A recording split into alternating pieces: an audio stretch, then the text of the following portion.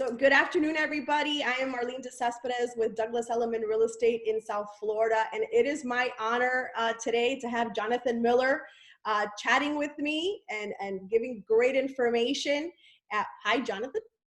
Hi. All the way from Connecticut. That's it. That's it? Yep. It's it's reasonably warm here, 66 degrees right now. So it's sort of like South Florida, I guess. Well, we're like 20 some degrees off, but almost. I'd like to give a little background. It's an impressive bio, by the way. So Jonathan Miller is president and CEO of Miller Samuel Inc., a real estate appraisal and consulting firm he co-founded in 1986. Miller Samuel provides appraisal and consulting services on as much as $5 billion worth of property per year in New York City. Wow. Since 1994, Jonathan Miller has been the author of an expanding series of market reports for Douglas Elliman Real Estate covering the New York City metropolitan area, Boston, South Florida, Los Angeles, Houston, Aspen, and others. It's a report that we use and find so valuable. Thank you so much for that. And I guess in your spare time, you teach market analysis and is adjunct associate professor of architecture, planning, and preservation in the Master of Science in Real Estate Development program at Columbia University. So you are— Yes, it's hard to say that in one breath. It is. You are quite busy, very impressive. Yes, for sure. So I wanted to just jump in. You are a great source of information for us in the real estate industry. And I wanted to get your opinion on your perspective of everything that's going on within the real estate industry, specifically to South Florida. And we also could discuss the United States as a whole as well. So first and foremost, how are you and your family?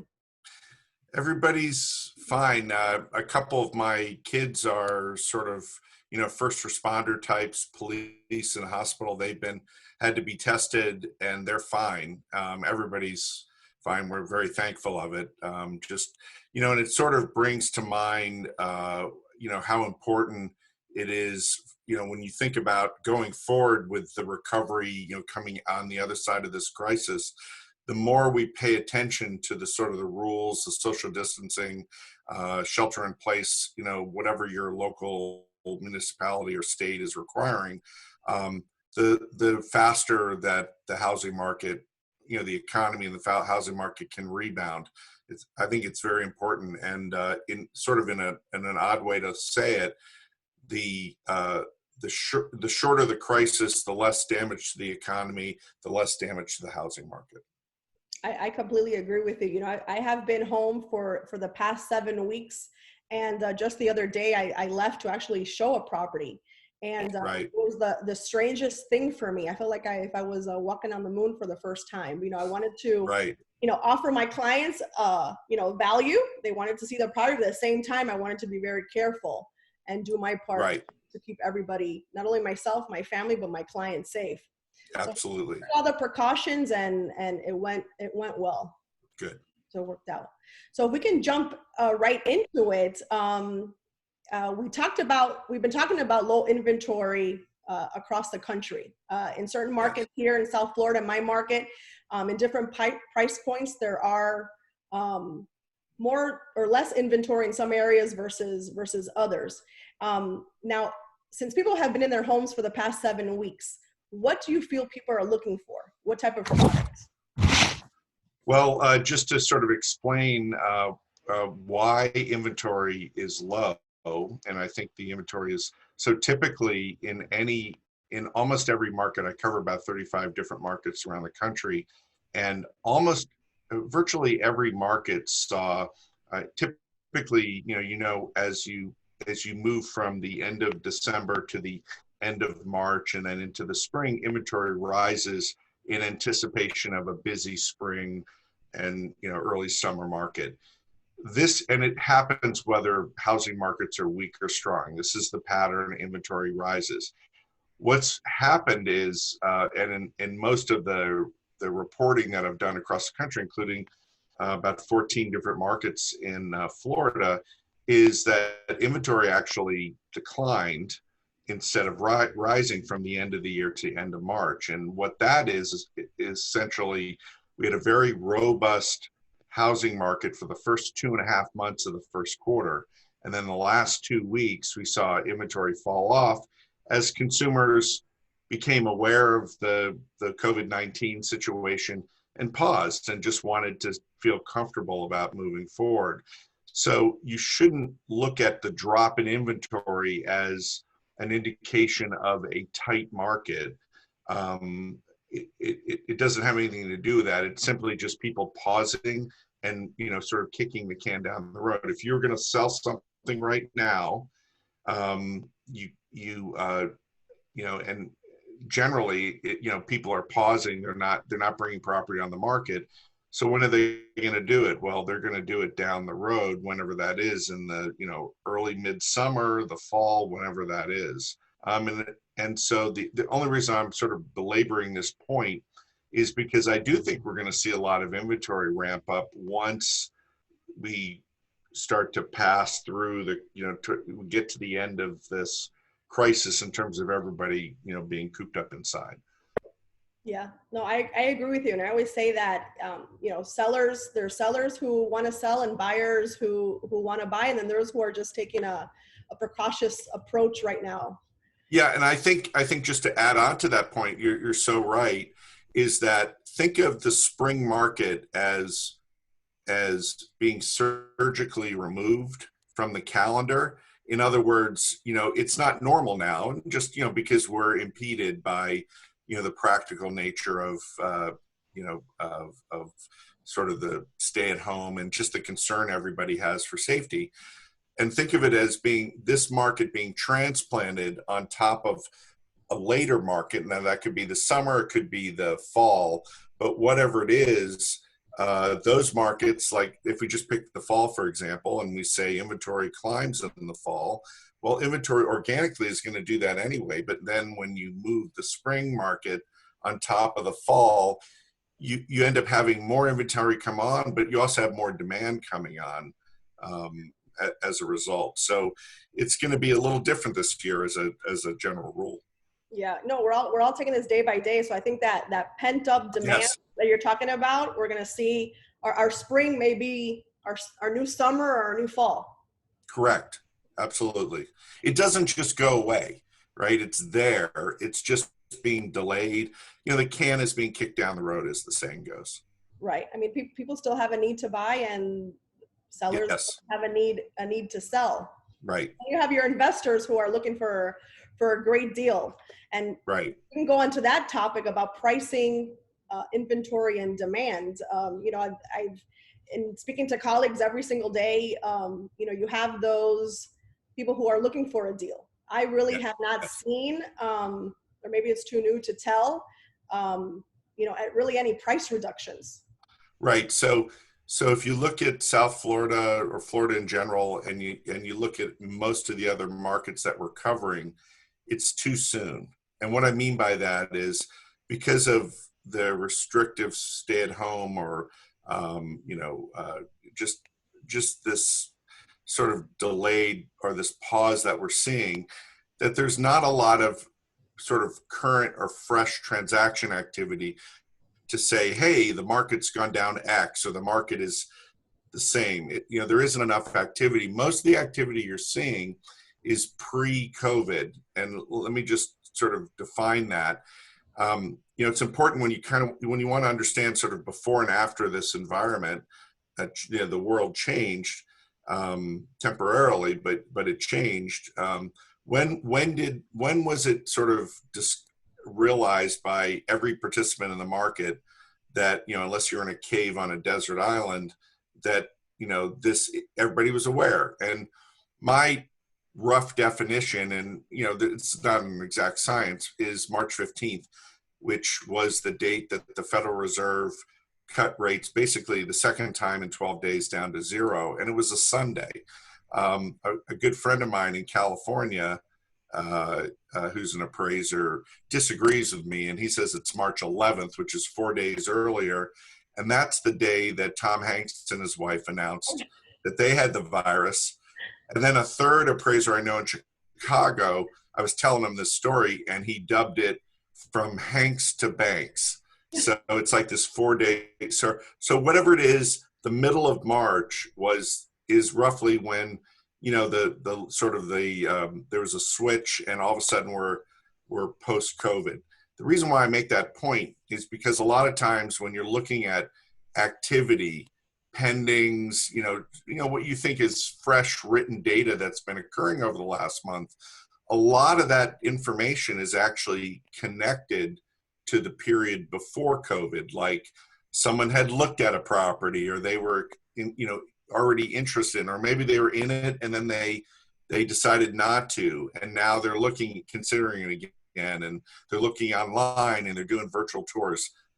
It's still connected, so there's limited data sort of post-COVID where someone sort of drops into the market and looks and makes an offer, and you compare that against what you might have gotten. It could have been pre-COVID. And I think the question a lot of people are asking is, if you had to buy something today, would it be more or less or the same as something, say, in the middle of February?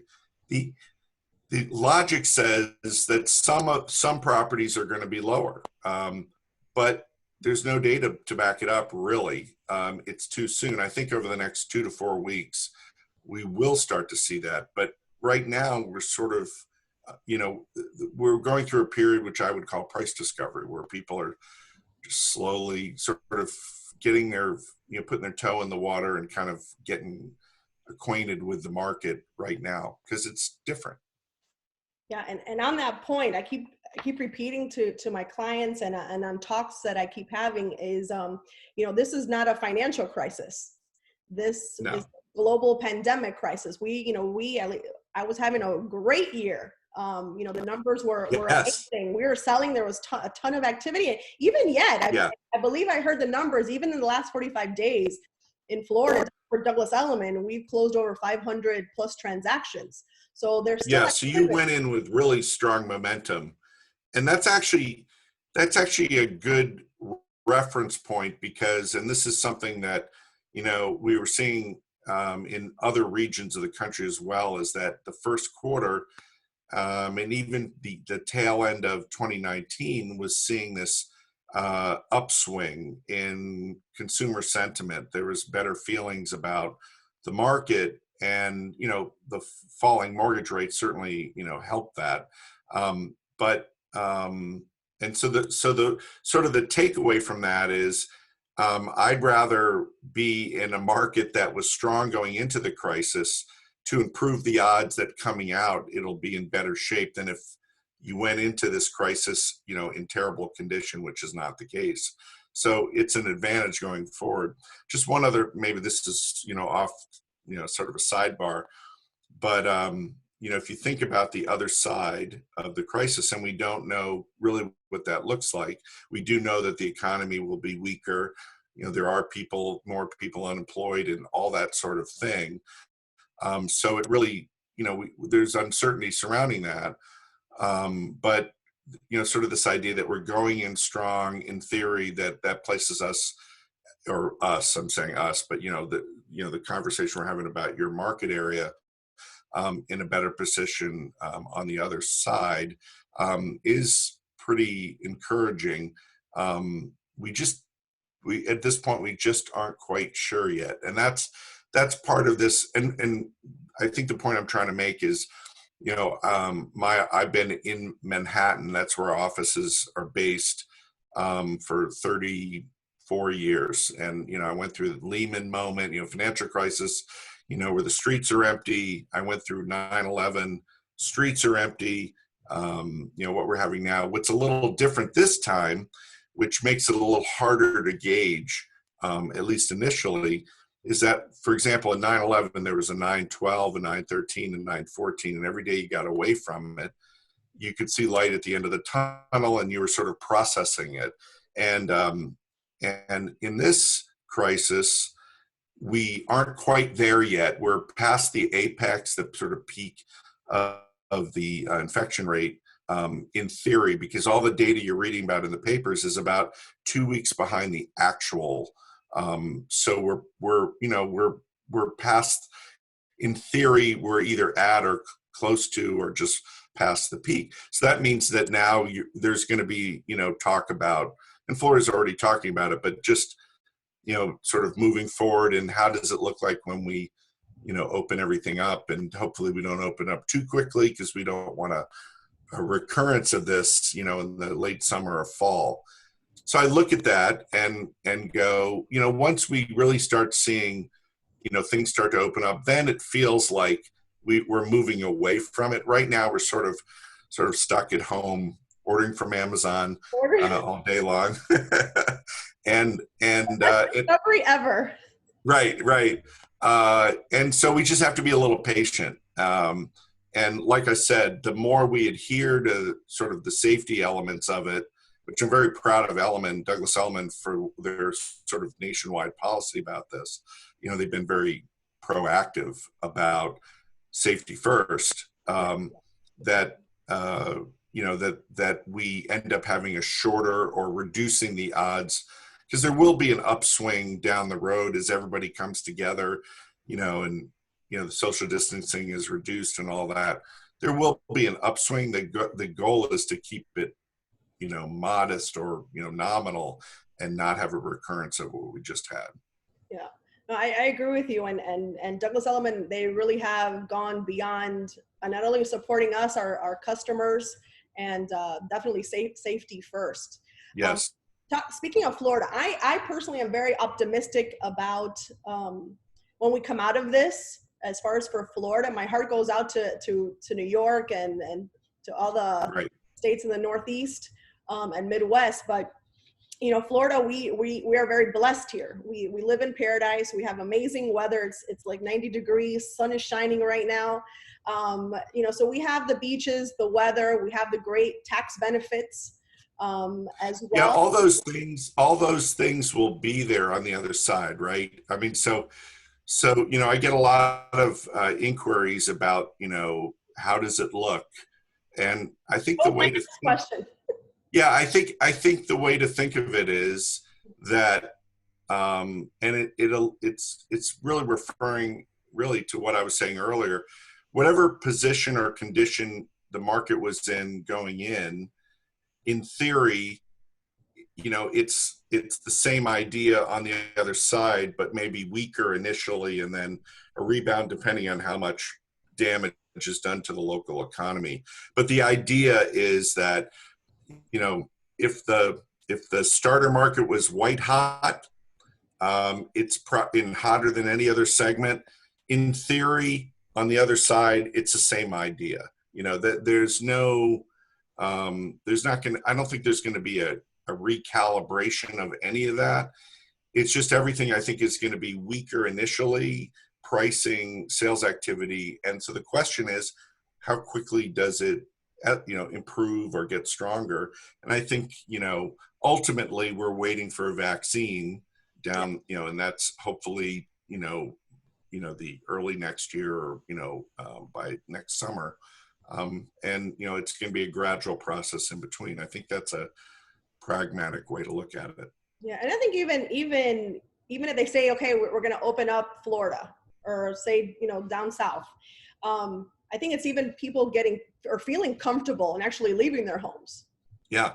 I don't think we're going to open this up and everyone's going to go right back to their office. I think they're going to be protocols in place for safety. I think you're already seeing that, like in, north of you, where they did open up, there's still a lot of retail that's not opening, choosing not to open until everybody's comfortable. Right. And that's just natural. That's a good thing, because, when if people become reckless, that's where you have the second wave, which we, clearly don't want. And it's not good for the housing market in the short term. Yeah, we were laughing, commenting before we started recording this call about, I just put a property under contract yesterday, and, I hadn't left my house really for 7 weeks. I mean, thank Right. goodness for Amazon Prime and Right. Publix Instacart deliveries. I mean, I've even received postage delivered to my house from the United States Postal Service. So this has been great. But I had to Yes. leave my house the other day to actually show a property, which was great. But I was a little hesitant. You know, I did go with my mask and gloves, and we all stayed 6 feet apart. But it was a little scary, you know. And thankfully that we have all this technology, and Douglas Elliman has been great with all the technology they have offered us, that we continue to do business and Yeah. you know, and give value to our clients. And this is great. And I appreciate your time, and because definitely the main thing that I want to do is give valuable, up-to-date information to my clients. And I know that and the town hall call with Florida, I know you had mentioned that you were putting some like duct tape on your crystal ball. Yes. Yes. Let's just say there's plenty of duct tape on my crystal ball. So if you can add a little more to it right now. Now, what, you know, I know we're definitely going to get out of this tunnel. We're going to see the light at the end of the tunnel very soon, hopefully. But if you were to give any advice to any buyers who are hesitant or any sellers, what advice would you get from your professional point of view? So at the end of this, you know, as the market starts to wake up and people, you know, are more comfortable about being outside, I think the first thing that's going to happen is, I think, two things. Sellers are going to act like it's exactly the same as it was before the crisis. And buyers are going to act like we're on the edge of an abyss and we're all going to die, and they want like the property for free, right? So you're going to have that spread in perspective, right? There's no impact and then terrible, right? That's like the normal market, right? Yeah. Okay. All right. So just think the normal market, but then, you know, take it up a notch in terms of, so you know, to sort of think about buyers, typically after, you know, some sudden event like this, and I've seen this after 9/11 and after Lehman, and then some other New York related things. We had superstorms, you've had hurricanes. You know, initially, you know, you have the people coming out, investors looking for a huge discount, and few buyers are willing to do it. If the spread is too wide in expectations, buyers and sellers, there'll be very little sales activity, right? So both parties have to realize that the market didn't swing in their favor or the other, you know, it's somewhere in between. And I think that's an important perspective to maintain, having gone through many of these cycles and measuring the change in market conditions. Great. Well, I thank you so much. It's been an honor for you to chat today. A pleasure. It was so nice to speak with you. And I hope when you visit South Florida, or actually any part of Florida, I'll go visit you. You can have some coffee. That sounds good. Now, if you all like to follow, I suggest and I encourage you all to visit millersamuel.com for amazing information. Jonathan Miller is an amazing source of data for us in our daily business. And again, thank you so much. Oh, my pleasure. I hope you and your family stay safe. You too.